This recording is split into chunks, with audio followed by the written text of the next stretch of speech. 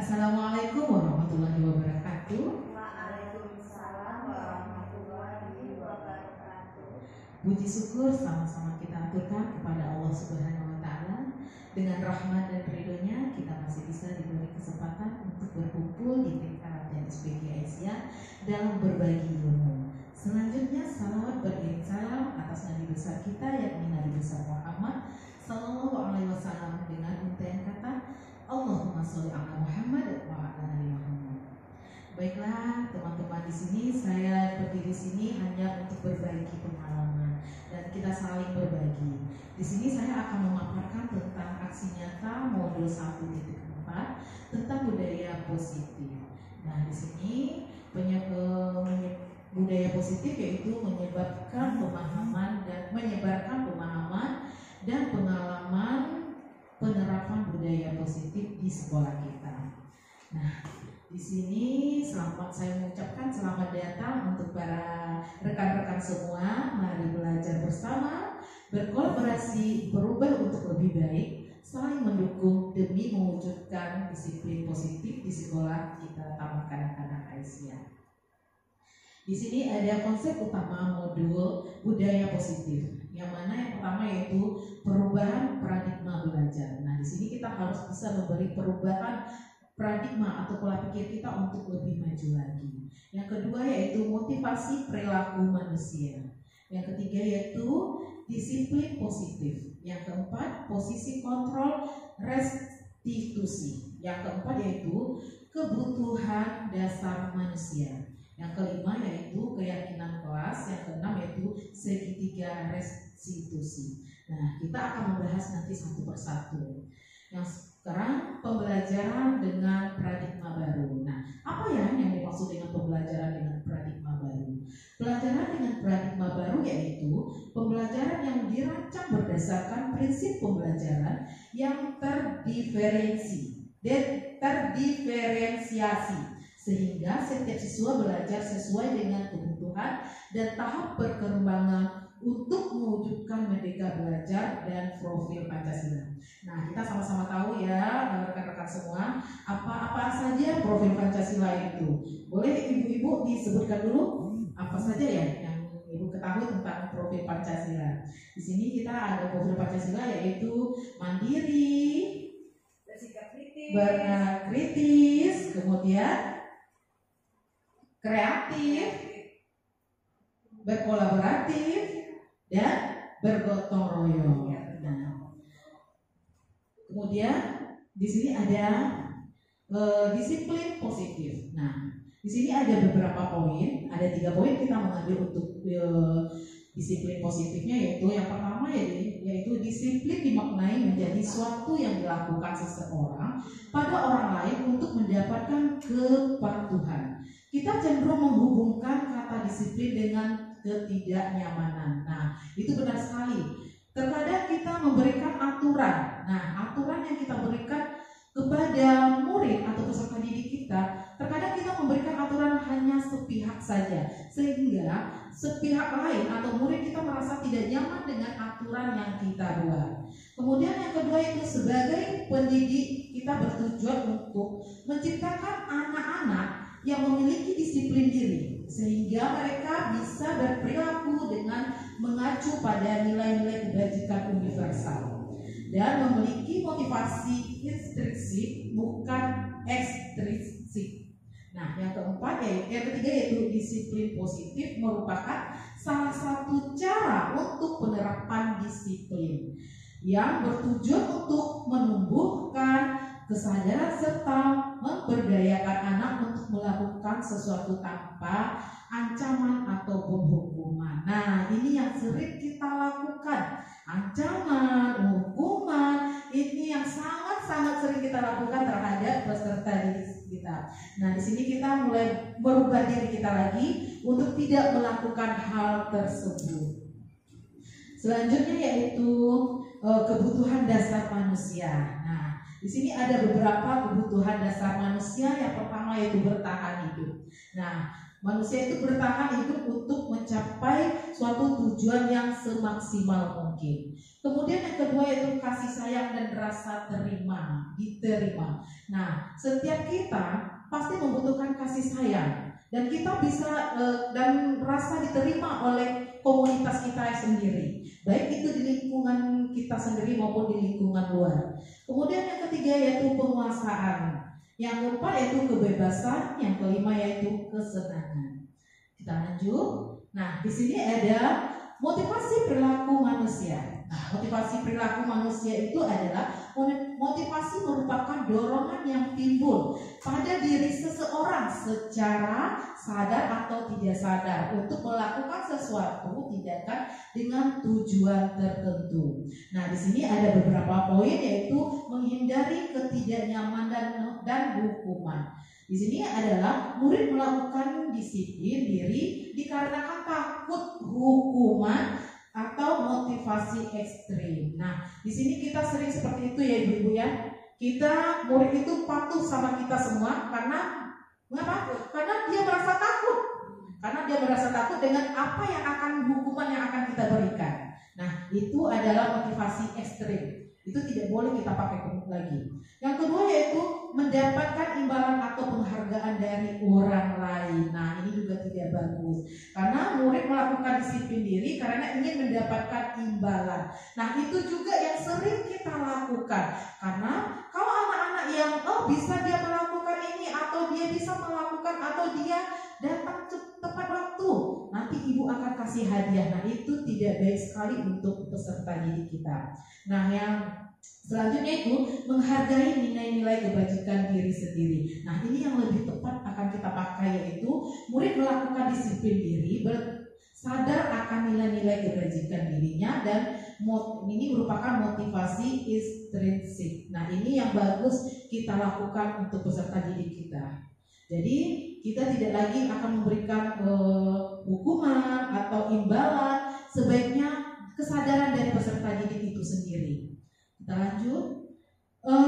Di sini ada konsep disiplin dengan identitas gagal. Nah, di sini ada konsep disiplin dengan identitas gagal yaitu yang pertama yaitu hukuman. Di mana poinnya itu hukuman ini merupakan suatu hal yang menyakitkan, ketidaknyamanan, kemudian murid takut, memaksa, murid menyembunyikan kesalahan, dan murid menjadi rendah diri. Nah, kemudian penghargaan. Nah, di sini penghargaan efeknya yaitu tidak ada efektifnya. Yang kedua yaitu merusak hubungan sifat iri. Nah, yaitu merusak diri kita. Contoh, anak yang sering dipuji-puji atau anak yang sering dikasih imbalan, dia pasti akan melakukan sesuatu berdasarkan imbalan itu sendiri. Nah, anak yang tidak bisa melakukan itu, dia pasti akan merasa iri. Nah, selanjutnya itu mematikan kreativitas anak. Nah, ini anak tidak akan berkreativitas lagi. Yang selanjutnya menghukum dengan sistem ranking. Nah, untungnya di sekolah kita atau di taman anak-anak kita tidak memakai ranking. Jadi alhamdulillah aman. Yang selanjutnya yaitu merespon hak menghargai dirinya. Kita lanjut. Kemudian di sini konsep disiplin dengan identitas yang sukses. Nah, di sini ada konsekuensi dan ada restitusi. Nah, konsekuensinya adalah yaitu yang pertama yaitu penguatan jangka pendek. Yang kedua, perlu monitoring keberlanjutan. Jadi kita tidak step sampai di sini, tapi harus ada keberlanjutan setelah ini. Kemudian stimulasi respon. Selanjutnya murid menghormati peraturan. Yang selanjutnya kehilangan waktu untuk merenungi kesalahan. Nah, kalau restitusinya, nah ini yang kami pelajari yaitu murid bertanggung jawab untuk perilakunya. Nah, jadi kalau kita memberikan suatu respon kepada murid, murid akan menjadi bertanggung jawab dengan apa yang akan dia lakukan. Kemudian fokus pada pemecahan masalah jangka panjang. Selanjutnya murid menghargai dirinya dan orang lain. Lanjut, teori kontrolnya dirinya memegang kontrol. Murid bersemangat untuk memperbaiki kesalahannya. Kita lanjut. Kemudian di sini ada konsep disiplin, pendekatan restitusi. Nah, ini yang kami pelajari ibu-ibu, di mana cara menanamkan disiplin pada murid. Pengertian restitusi adalah proses menciptakan kondisi bagi murid untuk memperbaiki kesalahan mereka sehingga mereka bisa kembali kepada kelompok mereka dengan karakter yang lebih kuat. Kemudian di sini ada ciri-ciri restitusi. Yang pertama yaitu bukan menembus kesalahan, namun belajar dari kesalahan. Jadi kita bukan menembus rasa salah kita, tapi kita belajar dari kesalahan yang sudah ada dan tidak akan mengulangi kesalahan itu dan tidak akan mengulangi kesalahan itu kembali. Selanjutnya yaitu memperbaiki hubungan. Kemudian tawaran bukan paksaan. Nah, jadi di sini seperti kesepakatan kelas ya Ibu ya. Kita memberi tawaran kepada peserta didik kita, bukan kita memberi paksaan. Kamu harus datang tepat waktu ya. Kamu harus memakai sepatu. Nah, di sini ada 5 posisi kontrol restitusi. Nah, di sini yang pertama yaitu penghukum. Nah, sebelum Bu Emil lanjut ke tahap berikutnya, Bu Emil mau bertanya dulu pada ibu-ibu semua. Ibu-ibu semua, ibu-ibu di posisi manakah ini? Coba. Ibu di posisi manakah? Di posisi pertama, di posisi kedua, di posisi ketiga, keempat atau kelima? Rasanya kita di sekolah di posisi yang mana ya? Oh, posisi ketiga menjadi teman ya. Oh, menjadi teman. Kalau Bu Vera menjadi teman. Kalau Bu Riri boleh di posisi yang mana ya? Biasanya Bu Riri di sekolah.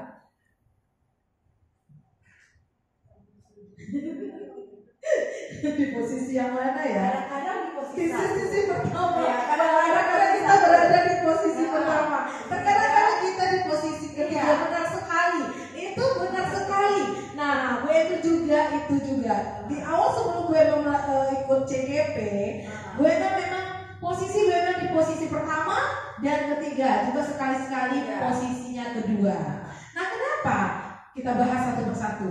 Yang di posisi pertama yaitu penghukum. Nah, penghukum adalah patuhi aturan. Nah, di sini penghukum patuhi aturan sekolah, berdiri di depan kelas. Nah, biasanya kita kan seperti itu. Kalau ada anak yang salah, biasanya kan kita langsung hukum. Contoh, anak yang berkelahi dengan temannya. Kamu kenapa berkelahi? Pasti seperti itu. Tanpa kita mendengarkan dulu penjelasan dari anak tersebut. Nah, kita selalu memberi tanpa kita mendengar apa ya, kenapa. Nah, itu sering yang kita lakukan di posisi penghukum. Kemudian di posisi kedua itu membuat rasa bersalah, yaitu berapa kali ibu guru harus memberitahu kamu. Nah, kita di TK juga sering. Kalau seandainya anak itu salah atau dia melakukan kesalahan, paling kita sering, aduh, nanti masuk api neraka ya. Nah, kita aja belum pernah masuk api neraka. Kita udah gambarkan seperti nanti kamu masuk api neraka loh. Nah, itu memberikan rasa bersalah pada anak. Nah, kemudian yaitu sebagai teman. Nah, sebagai teman sebenarnya ini bagus juga. Tapi lebih baiknya seperti, ayolah yang tertib, buat ibu guru bangga. Berarti kita memberikan suatu statement kepada anak supaya merasa kita dihargai atau kita bangga.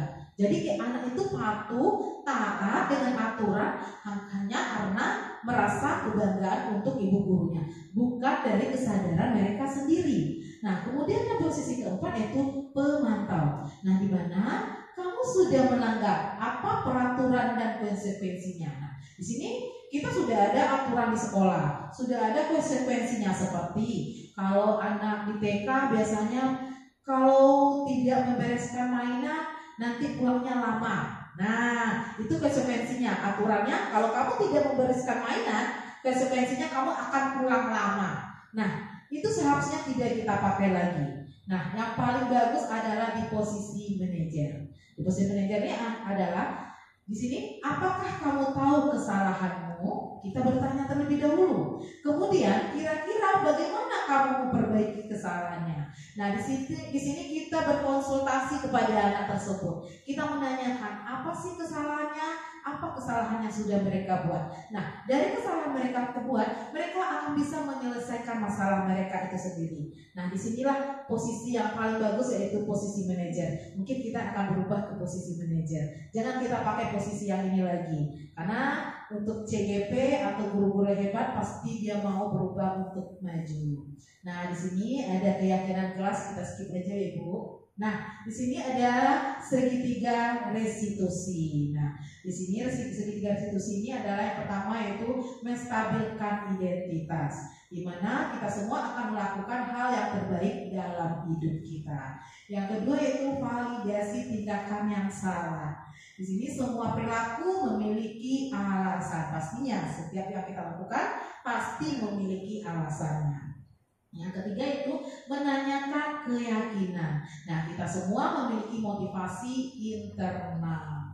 Selanjutnya, di sini dalam penerapan nilai positif di sekolah, hendaknya seorang pendidik memiliki kepribadian profesional dan sosial yang baik, di mana guru harus mampu berefleksi pada posisi kontrolnya saat ini, di mana dirinya sebagai seorang among di posisi manajer yang dapat menuntun peserta didiknya menjadi insan yang mandiri, merdeka, dan bertanggung jawab. Nah, demikianlah pemaparan hasil yang saya buat tadi, yaitu konsep modul 1.4. Semoga bisa bermanfaat untuk ibu-ibu semua. Di sini saya hanya berbagi, saya juga menuntut ilmu. Semoga yang saya berikan ini bisa bermanfaat untuk sekolah kita. Kemudian mari kita berubah untuk lebih baik lagi, mendidik generasi bangsa yang lebih bertanggung jawab. Nah, kita pastinya akan menjadi posisi manajer. Wabillahi taufiq wal hidayah. Wassalamualaikum warahmatullahi wabarakatuh. Waalaikumsalam.